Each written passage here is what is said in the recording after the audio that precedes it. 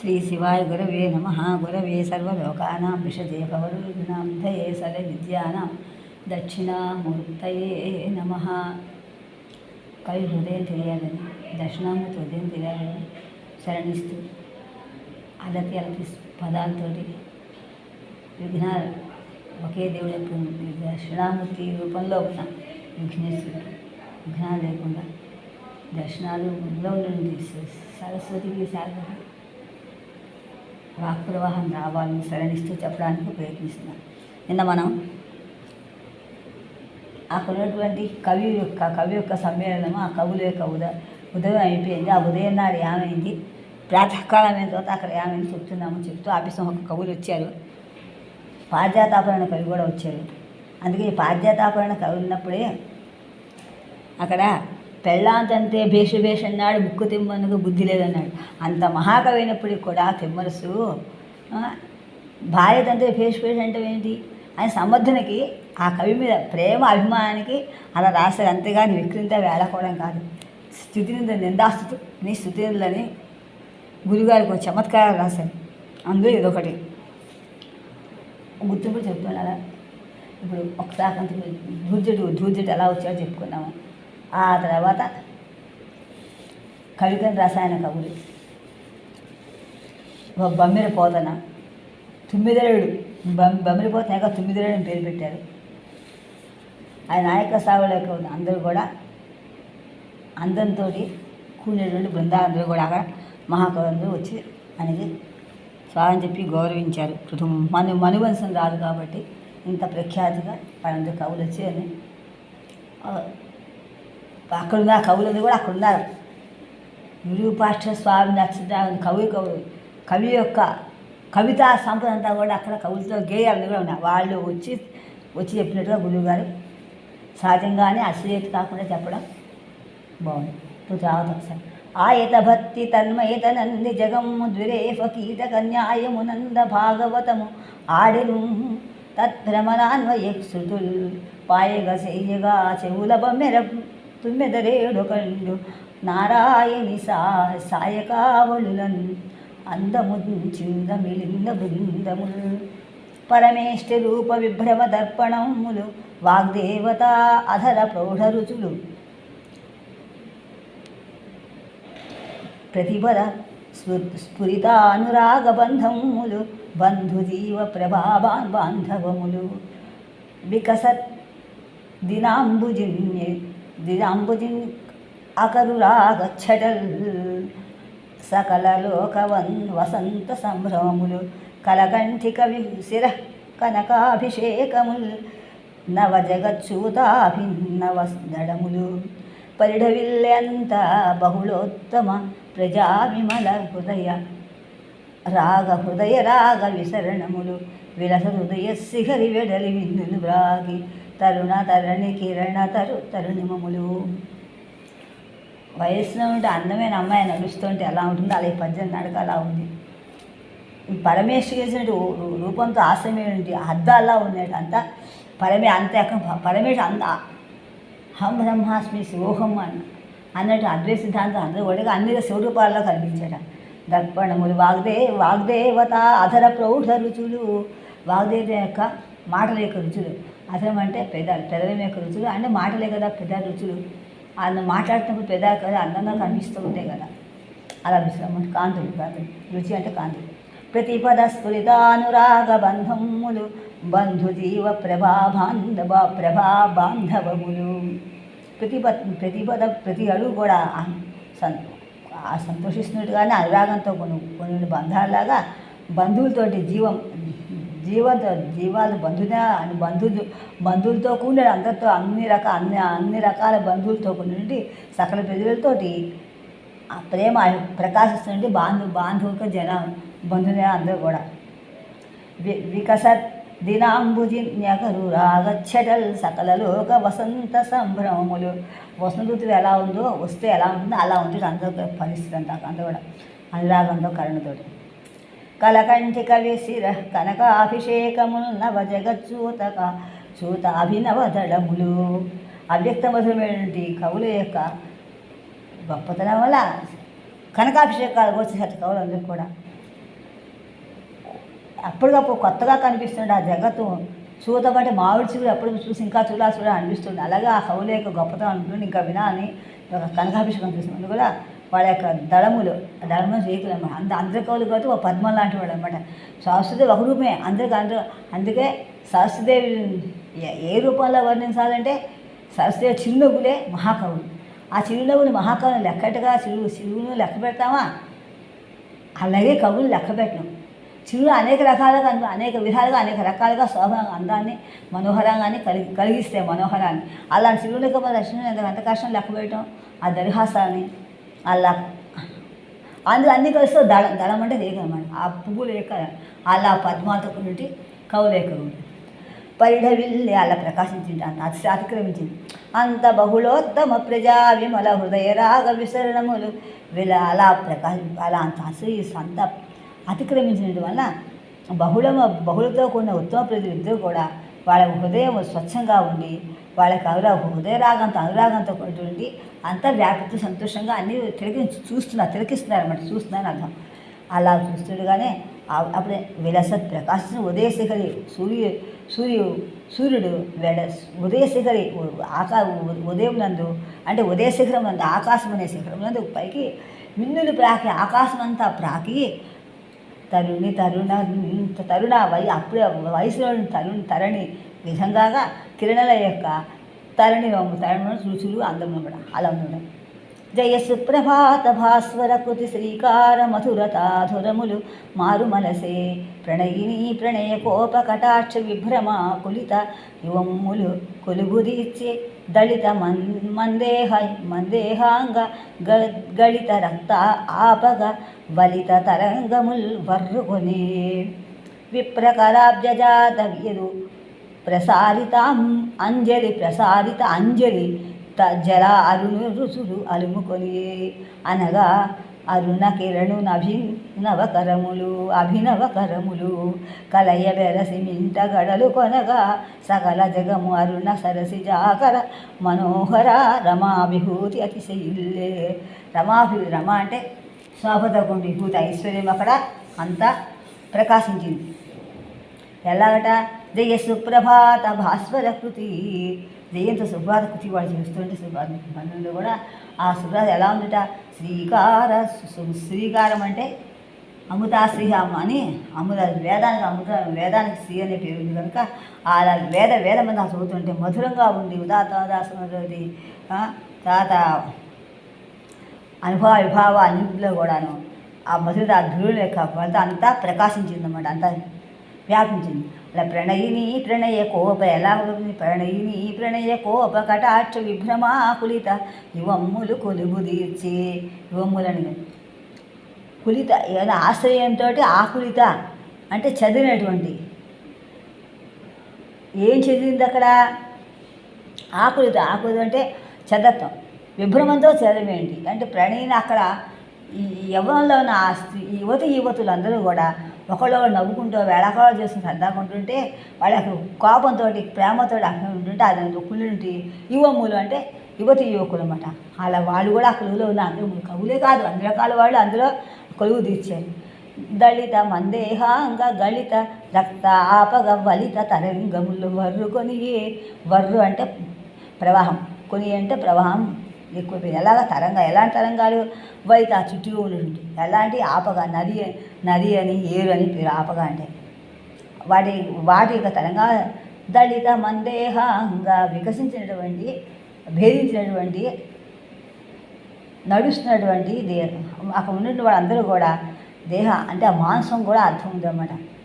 చెందినటువంటి ఆ కంది నుంచి మందేహంగా పుల్లుంటే అన్ని రకాల యొక్క ఆ దెబ్బలాడుకోవడం వల్ల అక్కడ మాంసం అన్ని రకాల యొక్క ఇతర యొక్క వాటిని పట్టడం వల్ల ఆ రక్తం తేట రక్తంతో కూడిన నదిలాగా ఏరులాగా తరంగాలతోటి వసంతోత్సవం అంటే రక్తాలుగా ఉండే ఎర్రదాన్ని చందం జల్లుకుంటారు అక్కడ మీరు అక్కడ వసంతోత్సవం అలా ఒకళ్ళు జల్లుకున్నట్టుగా రక్తంతో కూడినట్టుగా ఒళ్ళంతా రాసినట్టు ఒకళ్ళు విజృంభించుకున్నారు. ఎవరు యువత అందరూ కూడా అక్కడ ఆ దాని ప్రవాహంలా ఉంది. వాళ్ళ యొక్క సంబరాల వల్ల ఆశ్చర్యంగా కూతూ వాళ్ళు సంబరాలు చేసుకుంటుంటే అంత ఆశ్చర్యంగా ఉంటే అర్థం అది రక్తంలాగా నదిలాగా ఏరులాగా ప్రవహించింది. విప్రకరాబ్జాత వియదు ప్రసాదిత అంజలి జల అంజలి జల అరుణ రుచులు అలము కొనియే. ఇలా వీళ్ళు యువతులు అలా ఉంటే, యవనం అంతా అలా ఉంటే, అక్కడుండి విప్రులు బ్రాహ్మణులు చేతిలో నీళ్ళు తీసుకొని పద్మాల లాంటి చెట్లతో తీసుకొని ఆ ఆకాశం వైపు చూస్తూ అంజలిస్తున్నట్ట. ఎవరికి? సూర్యుడికి అంజలిస్తున్నట్ట. అంజలి జల అరుణ రుచులు అలము కొనియే. అంతా కూడా పెద్దవాళ్ళని సూర్యుడికి ఆదిత్యం చదువుకుంటూ శ్లోకాలు చదువుతూ సూర్య నమస్కారం చేసుకుంటూ చేతితో నీళ్ళు తీసి సూర్యుడికి అక్షరాలు ఇస్తున్నట్టు అందరూ కూడా.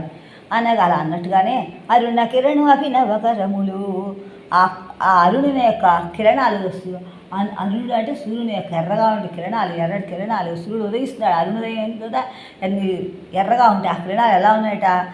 కొత్త కొత్త చేతులు అభినవకరములు, అభినవంగా కొత్త కొత్తగా మీరు ఉన్నాయట.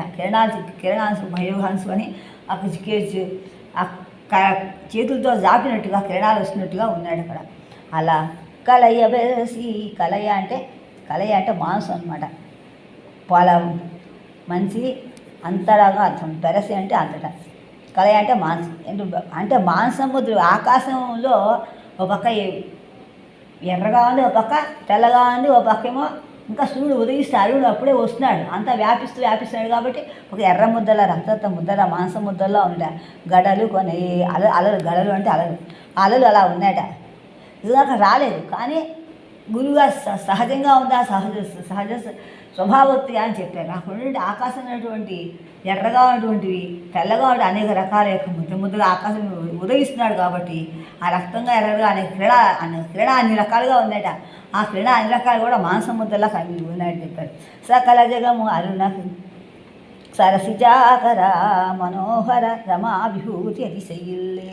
జగమంతా కూడా సూర్యుని యొక్క అరుణ రూపంలో ఉన్నటువంటి సరస్సుల యొక్క ఆకారానిగా, అంటే స్థావరంగా ఉన్నటువంటి నివాసంగా ఉన్నటువంటి మనోహరంగా ఉన్నటువంటి లక్ష్మీ శోభతోటి అంతా ప్రకాశించిన అర్థం. క్షణమైన విశ్రాంతి గనక ఉత్తమలోక బాంధవాఖ్యానం పాదుకొనగా ప్రాగవాక్ దక్షిణాపదములు ఉత్తరాపదము ఏకసితాత పత్రముగను తానేక రథుండు సద్ధర్మ పాలనమున ప్రజల తన కన్న ప్రజలుగాగా ప్రాచీన వధూ మనఃపద్మబంధుండై రాజన్వతిగా తన రాజ్యమెల్ల ఉదయ సుందరి శిఖరిపై జుమణి వెలిగి మహిత కావ్యాబ్జమున పితామహుని ఓలే గరుడు మూపున ఇందిరావరుని ఓలే రత్నపీఠిక ఉత్న ప్రభుని ఓలే. సూర్యోదయ సింహాసనం ఎలా ఉంది? ఉత్తమ మహారాజు సింహాసనం ఎలా ఉందట? ఉత్తమ మహారాజు సింహాసనం ఆకాశంలో సూర్యుడిలాగా ప్రకాశిస్తున్నాడు రాజు. ఆ కూర్చునేటువంటి ఎలా ఉంట? జుముడ అంటే సూర్యుడు. ఆ సూర్యుడు ఎలా వెలుగుతున్నాడట? ఉదయం పూట సొంతమైన శిఖరం పైన, కొండ మీద, శిఖరం అంటే శిఖరం కదా శిఖరి, ఆ అందమైన శిఖరం మీద అంటే ఆకాశమైనటువంటి తూర్పుకొండ. ఆ తూర్పుకొండ మనం చూసిన వాడు చూస్తుంటే చంద్రుడు ఎలా కనిపిస్తున్నట? మహిత గొప్పవేంటి, అనేకమైన కావ్యమేంటి, పువ్వులతోటి పితామహుడు. కావ్య పితామహుడు అంటే ఎవరు? కావ్యానికి పితామహుడు అంటే కవి పితామహుడు. కవి పితామహుడు అంటే పెద్దలుగా అవ్వచ్చు, లేకపోతే కవి పితామహుడు బ్రహ్మదేవుడు అవ్వచ్చు. వేదాలు అంటే బ్రహ్మ కాబట్టి అలా గొప్ప ఏమిటి? కావ్యమైనటువంటి అబ్జం పువ్వులతో కూర్చుంటే అవధారణ సమాసం. కావ్యం అనేటువంటి అవధారణ, కావ్యమే అవధారణ కాదు, విషయం ఉత్తరపదం. కావ్యమే సంభావన పదం. కావ్యమైనటువంటి పువ్వులాంటి పితామహుల్లాగా ఆ గరుత్మంతి మూపున ఇందిరావుడు అంటే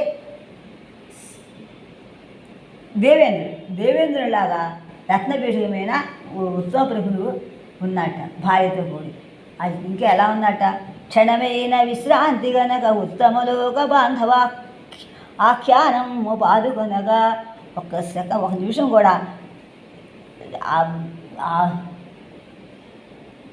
తీరిక లేకుండా ఉత్తమమైన లోకాల్లో ఉన్న బాంధవుల యొక్క ఆఖ్యానం చెప్పు. అంటే సూర్యుడు అంతా వ్యాపించినట్టుగా ఉత్తమ అంతా వ్యాపించారు తన ప్రజాపరిపాలన. అలాగే ప్రాక్ తూర్పు నుండి దక్షిణ దిక్కు ఉత్తర దిక్కు కూడా మొత్తం అంతా ఏకఛత్రాధిపత్యం. సీత అంటే తెల్లని, ఆధిపత్యం అంటే గొడుగు, సీతాధిపత్యం అంటే తెల్లని, ఒకే ఏకఛత్రాధిపత్యంగా ఉన్నట్టుగా ఆ మహారాజు ఇంకెలా ఉన్నట్ట, తానేక రథుడు సద్ధర్మ పాలనమున ప్రజల్ల తన కన్న ప్రజలుగాగా. అన్న ప్రతి సూర్యుడికిను ఉత్తమ మహారాజుకు ఇద్దరికి అన్వయించారు కనుక సూర్యుడు ఎలా ఉన్నాడు అందరికీ తెలియదు. సూర్యుడే కదా ప్రాణాధారుడు. సూర్యుడు అయితే మనం బతకలేం కదా. నీరని ఇచ్చి సూర్యుడే అనిపిస్తున్నాడు. దీనివల్లే వ్యవస్థ మనువు కూడా అవి దీనివల్లే సూర్యుడి వల్ల దశ సావణలో కూడా ఈయన వల్ల సూర్యుడి వల్లనే వచ్చే వ్యవస్థ మనువు వల్ల సూర్య సంభవం. మనకి రాముడుగా అలాంటి సంతకం ఉంది. ఇది 28 మహాయుగాల్లో కూడా ఇటువంటి 14 మనువులు కూడా ఎప్పుడు ఎలా ఉన్నారు ఏమిటో అన్ని తీసుకొచ్చి కల్పాని విధంగా అన్నింటిలో చెప్పారు గురుగారు. రాజన్వతి ప్రాచీవతు ఏకదు సద్ధర్మ పాలనమున ప్రజల తన కన్న ప్రజలుగాగా ప్రాచీన వధు మన పద్మబంధుండై. ప్రాచీన వధు తూర్పు దిక్కు అనేటువంటి స్త్రీ, ఆవిడ యొక్క మనస్సు ఎప్పుడైతే పద్మాలు ఎప్పుడు వస్తాయి, సూర్యుడు వస్తే వికసిస్తాయి. అందువల్ల భర్త వస్తేనే భార్య ముఖం వికసిస్తుంది.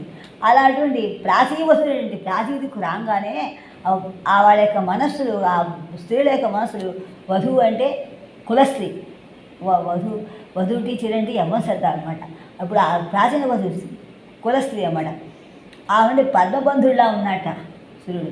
రాజన్వతిగా ఉందిట. రాజుకి రాజన్వతి అంటే రాజులాగా ఉన్నాడట. అలాగా రాజ్యాన్నంతా కూడా ఉదయసూర్యుడిపైన ఆకాశంలో సూర్యుడు వెలిగాడు. అలా రెండింటి కూడా అన్వయించాడు.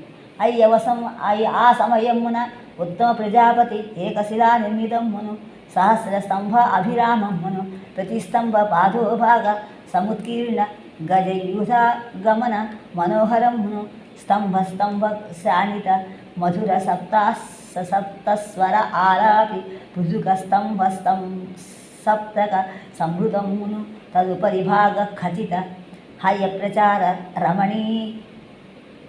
రమణీయమును ప్రతిభిక్త రచిత చతుషష్టి కళాలక్షాయమాణ శిల్పమనోజ్ఞమును ఉపరిభాగ సముల్లిఖిత శివాపదాన భృద్యమును చతుర్దిక్వార చతుర్దిక్కు అంటే 4 దిక్కులు, చతుర్దిక్వార అగ్రభాగ విరస దిగ్గజ భ్రమరాకారి శిలాసుండాల యుగాళి అభిరామమ్మును అభిరామమ్మును ప్రతిద్వార విరాజి ప్రత్యంగుళ బహువిధ శిల్పమధుర సముత్తాళ స్తంభమయల ఉపరి విభ్రాది హంస వృషభ సింహ వ్యాఘ్ర యుగ సముజ్వలమును అగు కమల సభా భవనమున చతుష్పాశ్ర వినిర్మిత బహుసోపాన మనోహరమ్మగు సమున్నత సువిశాల రత్నవేదికయు తదంతరమునందు అష్టాదశ విద్యాస్థాన సూచికమ్మగు సింహాసనమున సారభూతమైన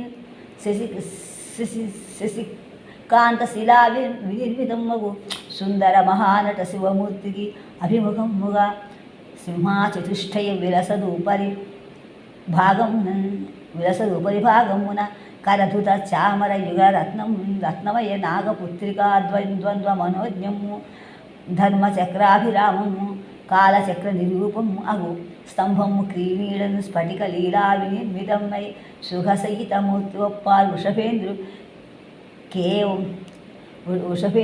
ఖేవన్ ఈషదు అధకృతమును ఫణాగ నిక్షిప్త చరణయుగళమును సువిశాల బర్గ మనోహరము మయూరాకార విరాజితము మానమ్మగు రత్నసింహాసమును కవి దిగ్గజములను పండిత రత్నములను రాజసింహులను మంత్రి పుంగవులను ముఖ్య ప్రకృతి జనములను బలాక సాలపోతిక ప్రభుతి మిత్ర బృందమును దత్త అర్హస్థానములను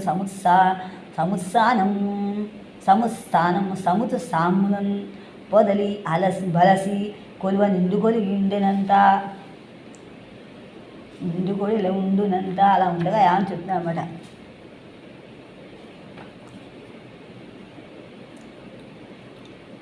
చెక్కినటువంటి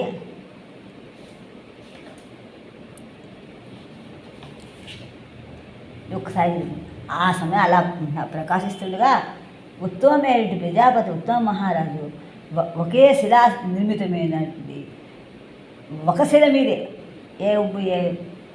చెప్పాలంటే ఏకశిలానగరం పేరు వచ్చింది వరంగల్కి. ఆ ఒకే శిల అన్ని స్తంభాలు పెట్టారు, 1000 స్తంభాలు కట్టారు. అలా ఎక్కడ కూడా ఏకాశిల ఒక శిల మీదే పెద్ద శిల మీద నిర్మించినటువంటి సహస్రమైన అనేకమైనటువంటి స్తంభాలతో మనోహరంగా ఉండేటువంటి ప్రతి స్తంభం కూడా కింద భాగం నందు సముద్రం బాగా ఎక్కువగా బాగా విశాలంగా కింద భాగంలో విశాలంగా గజయుధ గమనం అంటే ఏనుగుల యొక్క సమూహం నడుస్తున్నట్టుగా చక్కగా అందంగా మనోహరంగా ఉంటాం. అంటే గోడ మీద ఏనుగుల బొమ్మ నడుస్తున్నట్టుగా పెట్టారు. ప్రతి గుడిలో మనం చూస్తున్నవి, ప్రతి గుడి గోపురం ముందు ఉన్నటువంటి మనోభావాలు అన్నీ కూడా హావభావాలు ఇందులో వచనంలో పెట్టారు. ఇంకా ఎలా ఉంటా స్తంభ శాణిత స్తంభం అంటే కంబం అనమాట. ఆ ప్రతి స్తంభం అంటే మ్రానుపాటు అంటే కర్రలా ఉండిపోయింది అన్నమాట. కాలకొండ చెట్లు అలా ఉన్నట్టుగా తేజస్తో శాణితం తేజస్సుతోటి మధురమేడుండి సప్తస్వరాలు అంటే సప్తస్వరాలు పలుకుతున్నట్టుగా అనేక బొమ్మలు ఆ చిత్రకారులు కూడా పాటలు పాడుతున్నట్టుగా గానం తీస్తున్నట్టుగా చెక్కారు శిల్పాలు. ఇంకా పృథుకాలు చిన్నమైనటువంటి స్తంభం నందు సప్త సంభృతమును ఒక్క దాని మీద 7 ఉన్నటువంటి అన్ని 7 సంఖ్య గొప్పది కాబట్టి 7 సంఖ్యతో ఉన్నవన్నీ కూడా అక్కడ ఆ భూమి గూడి పెట్టారు. ఆ పైన చెక్కబడినటువంటి కర్ర మీద గుర్రాలతోటి నడుస్తున్నట్టుగా రమణీయమైన అందంగా పెడుతూ ప్రతి గోడ యందు కూడా రచించబడినటువంటి చతుషష్ఠి కళలు అంటే 64 కళల యొక్క లక్ష్యం అంటే లక్ష్యం గురి కోసం అన్నమాట. దానికే ప్రమాణం, దాని ముఖ్యం లక్ష్యం అంటే ముఖ్యంగా శిల్పాలు ఉన్నాయి. ఇన్ని ఉంటేనే కదా శిల్పం తయారవుతుంది. ఇదంతా కానీ శిల్పకళ కావాలి. ఆ శిల్పకళ యొక్క దాని లక్ష్యాన్ని దాన్ని తెలుసుకున్నటువంటి శిల్పుని యొక్క మనో గొప్పతనం కూడా మనజ్ఞత కూడా గొప్ప నైపుణ్యం కూడా తో చేస్తే ఆ పైభాగం నందు సముల్లిఖిత బాగా అందంగా చెక్కినటువంటి శివ అపదాన హృద్యమును శివుని యొక్క మంచి పదాలని చెప్పడం శ్లోకం కూడా అక్కడ చెక్కి కొన్ని స్థూతులన్నీ కూడా ఆ చెక్కినవి కూడా దాని మనస్సుకు ఆహ్లాదకరంగా ఉన్నాయట. ఇంకా చతుర్దిగ్వారు 4 దిక్కుల నుండి కూడా మొదట 4 దిక్కుల్లో కూడా ఆ 4 దిక్కుల భాగాల్లో కూడా ప్రకాశిస్తున్నటువంటి దిగ్గజాలు అష్టదిగ్గజాల వంటి ఏనుగులు చుట్టూ తిరుగుతున్నట్టుగా శిలాసుండ వాటి యొక్క సుండాలంటే ఆ తొండాలతో కూడా 2 తొండాలతో అదే అందంగా కూడా ఉన్నాయి. ఒక తొండం ఒక ఏనుగులు ఒకతో 2 తొండాలు ఎదురుగా ఉంటాము, మరి ఇటు తిప్పడము 2 ఎదురుగా ఉంటాము, మరి 2 తొండాలు ముందుగా 2 ఏనుగులు పడి 2 తొండాలు పోతూ ఉంటాం, మరి అటు అలా చూస్తూ చాలా అందంగా ఉంటారు. అలా ఉండగానే అలా ఆ తిరిగి శిలాసుండాలు ఆ బొమ్మల యొక్క ఏనుగుల యొక్క బొమ్మలు సుండాలను తొండాలు నుండిగా ప్రతి ద్వారం అందు కూడా అలా ఉన్నప్పుడు ఇంకా అలా ఉందిట. ప్రతి ద్వారంలో కూడా ప్రకాశిస్తున్నటువంటి ప్రతి అంగుళంలో కూడా అనేక విధమైనటువంటి శిల్పాలతోటి మనసును ఆహ్లాదించినటువంటి సముద్ర గొప్పదైనటువంటి స్తంభంతో ఉపరి ఆకాశం అంతా ఆ స్తంభాన్ని కూడా పైభాగంలో కూడా ప్రకాశిస్తున్నటువంటి హంసాలు వృషభాలు సింహాలు వ్యాఖ్యాలు జంటలుగా ఉన్నట్టు ప్రకాశిస్తున్నట్ట. అలా ఉన్నటువంటి కమల సభాభవనం అలా పద్మాలేఖ సభాభవనంలో చతుష్పాశ్రం 4 పక్కల కూడా నిర్మించబడినటువంటి అనేక బహు అనేకమైన సోపాన అంటే మెట్లు అన్నమాట. అలా మెట్లు మనోహరంగా ఉన్నట్టుగా అలా విశాలమైన అందంగా ఉంది, బాగా విశాలంగా ఉన్నటువంటి రత్నవేదిక మీద ఎలా ఉంటా తదంతరమునందు అలా కూర్చొని అలా ఆ వేదిక ఏంటి ఎలా ఉంటా ఆ తర్వాత అష్టాదశ విద్యాస్థాన సూచికమైన సింహాసనమున అష్టాదశ విద్యాస్థానం 18 రకాల విద్యాస్థానాలు అన్నట. దాని సూచికంగా ఒక సింహాసనం ఉందిట. ఆ సింహాసనం మీద సారభూతమైన బాగా జ్ఞానవంతమైనటువంటి నవరసాలతో కూడినటువంటి మనసు ఆహ్లాదకరించేటువంటి వాళ్ళ యొక్క భూతం ఏంటంటే అంతా ప్రాణుల గొప్పతనం అన్నమాట. శిల్ప నైపుణ్యత ఉన్నటువంటి శశిశిలాకాంతంలాగా చంద్రశిలలా ఉన్నటువంటి అనేక నిర్మించిన చంద్రకాంశలతో నిర్మించినటువంటి శిలల రాళ్ళలో అదొక కొండల్లో అదొక శిల్ప విశేషం అన్నమాట. శశికాంశలని ఆ శశికాంశల యొక్క సూర్యకాంశ చాలా ఉన్నాయి. పొద్దున గారు కూడా చాలా పెద్దన గారు కూడా పోతన గారు పెద్దన గారు చాలా పెట్టి రాశారు వీళ్ళు శశిగా మనుషుల గురించి. అలా కట్టినటువంటి అందమైనటువంటి సుందరమైనటువంటి మహా గొప్పదైన నరసింహమూర్తి అంటే నటరాజమూర్తి శివుడు నాట్యం చేస్తున్నట్టుగా దానికి అభిముఖంగా దాని ఎదురుగా సింహాసదృష్టి అని 4 సింహాలు 4 పక్కల ప్రకాశిస్తూ ఆ పైభాగంలో చేతితో పట్టుకుంటే చామరగల రత్నం ఏమిటి చామరా చేతితో పట్టుని రత్నాలతో కూర్చుండి వింజామరాలతోటి నాగపుత్రిక ద్వంద్వం అంటే నాగని తిరుపక కూర్చుని వింజామరాలు ఇస్తూ ఉంటే ద్వంద్వంతో చీపకాపకు వస్తే భద్ర చక్రాభిమానం ధర్మంతో కూడినటువంటి చక్రాల యొక్క అభిరామం సుందరమైన ఉన్నటువంటి కాలచక్రలు నిరూపమైనటువంటి కాలంతో కాలం అనే చక్రంతో నిరూపణ చేసినటువంటి ఆ స్తంభముల యొక్క నీడయందు అక్కడ నీడయందు స్ఫటికశిలా నిర్మితమైనటువంటి స్ఫటికతో చేసినటువంటి సుఖసహితమూర్తిని సుఖంగా పడుకున్నటువంటి ఒక ఒకటి ప్రకాశిస్తున్నది ఒప్పాతోంది. ఎవరిది? వృషభేంద్రుని పైన ఈషత్ అధకృతమును ఈషత్ కొంచెం అధకృతమును అధస్ అంటే కింద పెదాలు కింద పెట్టిన కొంచెం కింద పెట్టిన ఫణాగా నిశ్చిత పాములతోటి పడగలతోటి పైన పాము పడగల యొక్క పైన ఉన్నటువంటి చరణ యుగమైనటువంటి అంటే పాము పడగల పైన 2 చరణాలు జంటతో ఉన్నటువంటి సువిశాలమైనటువంటి నమల యొక్క గొప్పతనం వల్ల మయూరాకారంతో ఉంటుంది విశాలమైనటువంటి ప్రకాశిస్తున్నటువంటి రత్నసింహాసనం మీద కవి దిగ్గజములు అందరూ ఉండగా పండితరత్నములు అందరూ ఉండగా సింహం లాంటి రాజులు అనేక మంది కొలువులో ఉండగా మంత్రి పొంగు అనేక మంది ఉండగా ముఖ్య ప్రతి జనం మంది కూడా ఉండగా ఇంకా దాంట్లో బాలాకుడు సాలపోతకుడు అనేక మిత్రులు ప్రభుతి మొదలైనటువంటి మిత్రుల మీద అనేక మిత్రుల యొక్క స్నేహం యొక్క సమూహాలు ఉండగా తత్త అర్ధస్థానము ఆయా వారు ఎవరికి ఏ స్థానం మీద ఆశీనులవో ఆ స్థానం మీద అందరూ కూర్చుని ఆశీనులైన తర్వాత ఉత్సాహంగా ఉన్నటువంటి ఉన్నప్పుడు అక్కడ అలా ఉండగా అక్కడ నిండు కొలు ఆ విధంగా ప్రకాశిస్తూ అంతా వ్యాపించి ఉండగా నందయును నందజనయు ఇందుముఖీ జన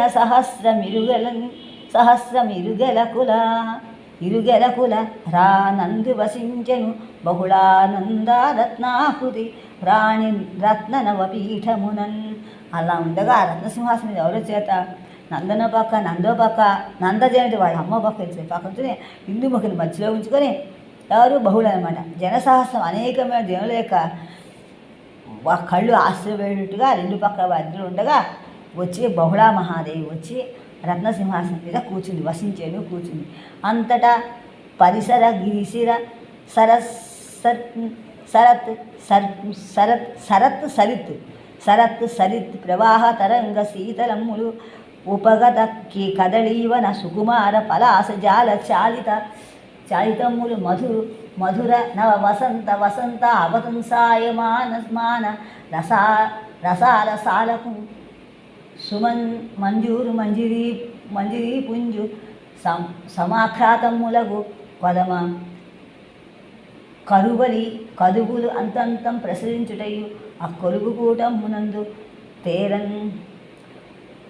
చేర కొలుగుకూటమునందు జ్వరన్నే ఏరని ఎట్లును నేర్చియు వెలసినట్లయి నల్లన అందందు మెలంగి వెడలన్ ఎరుంగని ఎట్లను ఎరింగియు ఇరువందలన్ పని ఎట్లను ఆ మహాజన్ను సంస్పర్శ విశేష సుఖ పరవశత విధురమ్ములు అట్లు పరిత స్పృహణీయ మధుర సంచారమ్ములయ్యే అయ్యవసరమున ఆ మహీపతి కనుసన్న నెరింగి త్రయీమూర్తులకు విప్రభుంకవులు ప్రణవోచ్చార పూర్వకముగా వేదగానములనుసరిపిన అంతరంబా. ఇలా ఉండగా సభాస్థానం అన్నమాట. అందరూ కూడా చుట్టుపక్కల అందరూ కూడా కొండ శిఖరాల్లో ఉన్నారట. కొండ శిఖరమే ప్రవహిస్తున్నటువంటి ప్రవహిస్తున్న సరిత్ నదుల్లాగా కొండ శిఖరం నందు గిరి అంటే కొండ శిఖరం వస్తుంటే ఆ కొండలపై చూస్తున్నప్పుడు అంతా కూడా కొండల మీద చూస్తున్నట్టు నీళ్ళు ఎలా వస్తే ప్రవహిస్తున్న నీరు సముద్రం నీరు చుట్టూ ప్రవహిస్తున్న నీరు సరిత్తులాగా నదిలా ప్రవహిస్తుంటే ఉపనదిలా ప్రవహిస్తూ ఆ తరంగా నీళ్ళలాగా చల్లగా ఉంది అంతా.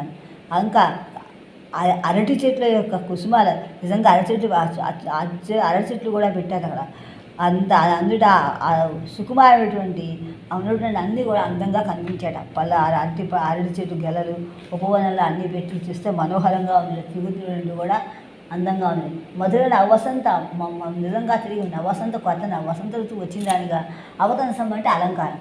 కొత్త అంటే అర్థం అంటే డెకరేషన్ అనమాట, అలంకరణ. ఈ అలంకరణ అంటే ఎలా ఉంటా, మళ్ళీ కొత్తగా అలంకరించినట్టుగా ఉంటాం. ఉపమానాలు నందనాలు మనం దసరాల్లోనూ మన హిందువులకు ప్రత్యేకత. దసరాల్లో సంక్రాంతి బొమ్మలు పెట్టి కొలుస్తూ అనేక రకాల యొక్క చిన్న చిన్న ఉద్యానాలు పేర్చి పెడుతూ ఉంటాం. అందరి దేవుడిని పెట్టి పూజ హారతి ఇచ్చి టాలెంట్ చేస్తున్నాం. ముత్తైదుల నుంచి వాళ్ళ అలంకారంగా ఉంటాం. అలా అంటే అన్ని రకాల సుమాలతో అన్ని రకాల యొక్క సుమాలతోటి అందంగా ఆనందంగా మనసు కలిగిన జంటలుగా చక్కగా గుంపులుగా ఉన్నటువంటి ఆ ఆహ్లాదం వాసనలు సమాక పువ్వుల యొక్క వాసనతో పొందుతూ అలా ఉంటే కొదమబలి కలువలింది అంటే మదించినటువంటి ఉన్నటువంటి అంటే బాగా బలంతో తిరిగినటువంటి ప్రవాహం బలంతో అందంతో ఉత్సాహంతో ఉన్నటువంటి ప్రదేశం అంతా ప్రకృతి ఎలా ఉందో ఆ ప్రదేశం కూడా అలా ఉందన్నమాట. ఏర్పాట్లు అలా ఉన్నాయి. అలా ఉండడం వలన ఆ కొలువు కూటంలో ఉన్నటువంటి కొలువు కూటంలో బయటికి రావడానికి కూడా ఎవరికి ఖాళీ లేట, చొరవనేరని వెళ్ళటానికి దారి రావడానికి దారులు అంటే అనేక జన సముద్రంలా నిండిపోయాము. ఖాళీ లేదు. అర్థమని ఇసుకేస్తే రాకుండా ఉంటా. అలా ఉన్నట్లుగానే వెళ్ళడానికి కూడా వెళ్ళినప్పుడు భయపడ్డారు. అలా ఉన్నప్పుడు కూడా వెళ్ళడానికి భయపడి నెమ్మదిగా అందరూ తిరుగుతూ వెళ్ళడానికి ఎదిగినట్లుగా ఎలా వెళ్ళాలి తెలియనట్టుగా ఉండేది. తెలిసి కూడా ఈ పక్క ఏమవుతున్నా ఉండగా ఆ మహాదేవుని యొక్క సంస్పర్శ విశేషణమున అంటే ఆ మహాదేవి యొక్క తగలటం మన 10 మంది నడుస్తుంటే ఒకళ్ళని తగులుతూ ఉంటాం. ఆ స్పర్శ విషయం చేత సుఖమేమి తెలియటువంటి సంతోషం కలిగిస్తుంది. మన వాళ్ళని దగ్గర చూస్తూ ముట్టుకున్నాను చేసిన స్పర్శ అలా అనిపిస్తుంది. అలా ఉన్నటువంటి పరిత చుట్టూ వ్యాపించినటువంటి స్పృహణీయమైనటువంటి మధురమైనటువంటి సంచారంతో అంతా ప్రకాశించింది.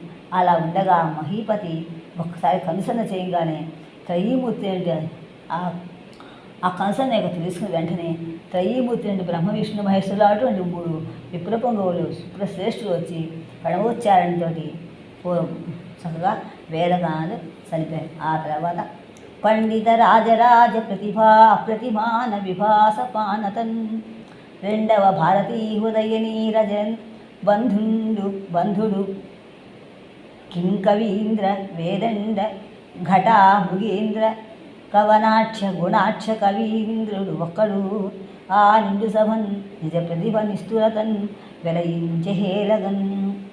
ఒక ఆటలాగా పండిత మహారాజు అందరూ రాజులు ప్రతి రాజు కూడా ప్రతిభావంతుడు వాడు ప్రకాశిస్తున్నటువంటి ఉండి వాళ్ళు రెండో భారతీయ హృదయానికి వీళ్ళైనా అన్నట్టుగా మరి కృష్ణదేవరాయలు అంటే కృష్ణదేవరాయల ముందు నుంచి మహామనువులు అందరూ కూడా రాయసభ ఏర్పాటు చేయటము ఆయన కాలంలో మళ్ళీ నాడు కృష్ణదేవరాయలు చేశారని చెప్పడం కోసం చెప్పాడన్నమాట. అప్పటి నుంచే ఉన్నాయి రాయసభ చేయటం ఉంది. కృష్ణదేవరాయలు మళ్ళీ తీసుకొచ్చి భువన విద్య అని పేరు పెట్టుకుని చక్కగా మళ్ళీ దాన్ని ప్రకాశింపజేశాడు. ఇప్పుడు మనువుల కాలంలో దాన్ని కూడా తీసుకొచ్చి పెట్టాడు. ఆ మనువుల కాలంలో అప్పుడు అలా ఉండేమాట. కింగ్ కవీంద్ర ఏం చెప్పా ఏ కవిత్వం ఏం కావాలంటే చెప్పేస్తున్నారు. కింగ్ కర్తవ్యత ఏం చేయాలంటే చేస్తుండమాట. కింగ్ కవీంద్ర ఏం చేయమంటే కింగ్ కావాలంటే బ్రహ్మ ఏం చేయాలంటే చేస్తున్నారు. అలా ఉండి వేదండంతో ఏను యొక్క ఘటగొట్టినట్టుగా అంటే ఘంటాపదంగా మృగేంద్రుడు అంటే మృగానికి ఇందులో మృగరాజు సింహం ఆ వాళ్ళలాగా అలా ఉండి వేదండంలాగా ఘటగా ఉన్నటువంటి కవనంలో కవనంగా కాచి వస్తున్నాను.